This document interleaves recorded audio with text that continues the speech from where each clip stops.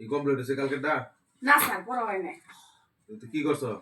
Sir আজকে আমি পড়বো না, আম্মা বাসায় নাই, আপনি চা খাবেন? আমি চা নিয়ে আসি আমি চা স্যার। খাবার লিখেছি। স্যার আম্মা কইছে আজকে পড়া লাগবো না, আজকে অল্প একটু পড়লে হবো, আর আমি পড়া কমপ্লিট করতে পারি নাই স্যার। কি করছো সারাদিন, কি করছো? স্যার আজকে না পড়লে কি হইব? একদিন না খেলে কি হবে? একদিন না খেলে তো একদিন পিছাবো। স্যার আমি চা দেই, আম্মা আমার চা খাওয়া লাগবে না, তুমি পড়া কমপ্লিট করছো নাকি উত্তর দাও।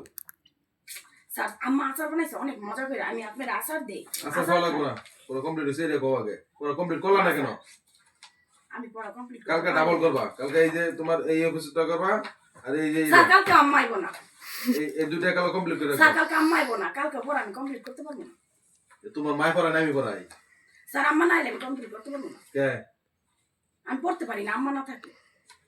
স্যার আপনি বল, আমি চা দিই, সুন্দর করে চা বানাইতে পারি। তোমার মতো ছাত্রী আমার লাগতো না, ধরো তুমি তোমার মায়ের কাছে বলো।